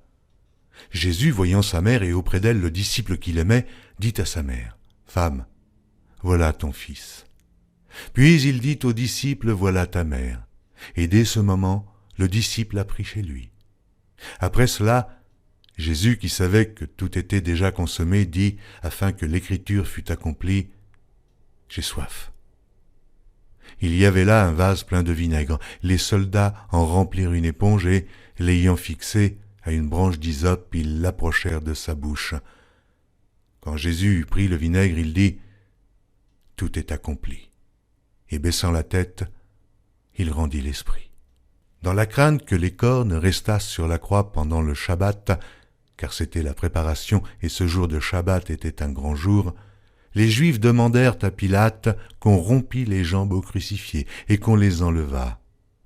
Les soldats vinrent donc et ils rompirent les jambes au premier, puis à l'autre qui avait été crucifié avec lui. S'étant approchés de Jésus et le voyant déjà mort, ils ne lui rompirent pas les jambes. Mais un des soldats lui perça le côté avec une lance, et aussitôt il sortit du sang et de l'eau. Celui qui l'a vu en a rendu témoignage, et son témoignage est vrai, et il sait qu'il dit vrai, afin que vous croyiez aussi. Ces choses sont arrivées afin que l'écriture fût accomplie. Aucun de ces os ne sera brisé. Et ailleurs l'écriture dit encore, ils verront celui qu'ils ont percé. Après cela, Joseph d'Arimathée, qui était disciple de Jésus, mais en secret, par crainte des Juifs, demanda à Pilate la permission de prendre le corps de Jésus, et Pilate le permit. Il vint donc et prit le corps de Jésus. Nicodème, qui auparavant était allé de nuit vers Jésus, vint aussi, apportant un mélange d'environ 100 livres de myrrhe et d'aloès. Il prit donc le corps de Jésus, elles l'enveloppèrent de bandes avec les aromates, comme c'est la coutume d'ensevelir chez les Juifs. Or, il y avait un jardin dans le lieu où Jésus avait été crucifié, et dans le jardin, un sépulcre neuf, où personne encore n'avait été mis. Ce fut là qu'ils déposèrent Jésus à cause de la préparation des Juifs, parce que le sépulcre était proche. Jean, chapitre 20. Le premier jour de la semaine, Marie de Magdala se rendit au sépulcre dès le matin, comme il faisait encore obscur, et elle vit que la pierre était ôtée du sépulcre. Elle courut vers Simon-Pierre et vers l'autre disciple que Jésus aimait et leur dit, « Ils ont enlevé du sépulcre le Seigneur, et nous ne savons où ils l'ont mis. » Pierre et l'autre disciple sortirent et allèrent au sépulcre. Ils couraient tous deux ensemble, mais l'autre disciple courut plus vite que Pierre et arriva le premier au sépulcre. S'étant baissé, il vit les bandes qui étaient à terre. Cependant, il n'entra pas. Simon, Pierre, qui le suivait, arriva et entra dans le sépulcre. Il vit les bandes qui étaient à terre, et le linge qu'on avait mis sur la tête de Jésus, non pas avec les bandes, mais pliés, dans un lieu à part. Alors l'autre disciple, qui était arrivé le premier au sépulcre, entra aussi, et il vit, et il crut, car il ne comprenait pas encore que, selon l'Écriture, Jésus devait ressusciter des morts, et les disciples s'en retournèrent chez eux. Cependant, Marie se tenait dehors près du sépulcre et pleurait. Comme elle pleurait, elle se baissa pour regarder dans le sépulcre, et elle vit 2 anges vêtus de blanc, assis à la place où avait été couché le corps de Jésus, l'un à la tête, l'autre aux pieds. Ils lui dirent, « Femme, pourquoi pleures-tu » Elle leur répondit, « Parce qu'ils ont enlevé mon Seigneur, et je ne sais où ils l'ont mis. » En disant cela, elle se retourna, et elle vit Jésus debout. Mais elle ne savait pas que c'était Jésus. Jésus lui dit, « Femme, pourquoi pleures-tu ? Qui cherches-tu » Elle, pensant que c'était le jardinier, lui dit, « Seigneur, si c'est toi qui l'as emporté, dis-moi où tu l'as mis, et je le prendrai. » Jésus lui dit, « Marie. » Elle se retourna et lui dit en hébreu, « Rabouni », c'est-à-dire « Maître ». Jésus lui dit, « Ne me touche pas, car je ne suis pas encore monté vers mon Père, mais va trouver mes frères, et dis-leur que je monte vers mon Père et votre Père, vers mon Dieu et votre Dieu. » Marie de Magdala alla annoncer aux disciples qu'elle avait vu le Seigneur et qu'il lui avait dit ces choses. Le soir de ce jour, qui était le premier de la semaine, les portes du lieu où se trouvaient les disciples, étant fermées à cause de la crainte qu'ils avaient des Juifs, Jésus vint, se présenta au milieu d'eux et leur dit « La paix soit avec vous. » Quand il eut dit cela, il leur montra ses mains et son côté. Les disciples furent dans la joie en voyant le Seigneur. Jésus leur dit de nouveau « La paix soit avec vous. Comme le Père m'a envoyé, moi aussi je vous envoie. » Après ces paroles, il souffla sur eux et leur dit « Recevez le Saint-Esprit. Ceux à qui vous pardonnerez les péchés, ils leur seront pardonnés. Et ceux à qui vous les retiendrez, ils leur seront retenus. » Thomas, appelé Didyme, l'un des 12, n'était pas avec eux lorsque Jésus vint. Les autres disciples lui dirent donc, « Nous avons vu le Seigneur. » Mais il leur dit, « Si je ne vois dans ses mains la marque des clous, et si je ne mets mon doigt dans la marque des clous, et si je ne mets ma main dans son côté, je ne croirai point. » 8 jours après, les disciples de Jésus étaient de nouveau dans la maison, et Thomas se trouvait avec eux. Jésus vint. Les portes étant fermées, se présenta au milieu d'eux et dit, « La paix soit avec vous. » Puis il dit à Thomas, « Avance ici ton doigt, et regarde mes mains. Avance aussi ta main, et mets-la dans mon côté, et ne sois pas incrédule, mais crois. » Thomas lui répondit, « Mon Seigneur et mon Dieu. » Jésus lui dit, « Parce que tu m'as vu, tu as cru. Heureux ceux qui n'ont pas vu et qui ont cru. » Jésus a fait encore en présence de ses disciples beaucoup d'autres miracles qui ne sont pas écrits dans ce livre. Mais ces choses ont été écrites afin que vous croyiez que Jésus est le Christ, le Fils de Dieu, et qu'en croyant, vous ayez la vie en son nom. Jean, chapitre 21. Après cela, Jésus se montra encore aux disciples sur les bords de la mer de Tibériade, et voici de quelle manière il se montra. Simon-Pierre, Thomas appelé Didyme, Nathanaël de Cana en Galilée, les fils de Zébédée et 2 autres disciples de Jésus étaient ensemble. Simon-Pierre leur dit « Je vais pêcher ». Ils lui dirent « Nous allons aussi avec toi ». Ils sortirent et montèrent dans une barque, et cette nuit-là, ils ne prirent rien. Le matin étant venu, Jésus se trouva sur le rivage, mais les disciples ne savaient pas que c'était Jésus. Jésus leur dit, « Enfants, n'avez-vous rien à manger ?» Ils lui répondirent, « Non. » Il leur dit, « Jetez le filet du côté droit de la barque et vous trouverez. » Ils le jetèrent donc, et ils ne pouvaient plus le retirer à cause de la grande quantité de poissons. Alors le disciple que Jésus aimait dit à Pierre, « C'est le Seigneur !» Et Simon-Pierre, dès qu'il eut entendu que c'était le Seigneur, mit son vêtement et sa ceinture, car il était nu, et se jeta dans la mer. Les autres disciples vinrent avec la barque, tirant le filet plein de poissons, car ils n'étaient éloignés de terre que d'environ 200 coudées. Lorsqu'ils furent descendus à terre, ils virent là des charbons allumés, du poisson dessus et du pain. Jésus leur dit, « Apportez des poissons que vous venez de prendre. » Simon-Pierre monta dans la barque et tira à terre le filet plein de 153 grands poissons. Et quoiqu'il y en eût tant, le filet ne se rompit point. Jésus leur dit, « Venez manger. » Et aucun des disciples n'osait lui demander, « Qui es-tu » sachant que c'était le Seigneur. Jésus s'approcha, prit le pain et leur en donna. Il fit de même du poisson. C'était déjà la 3e fois que Jésus se montrait à ses disciples depuis qu'il était ressuscité des morts.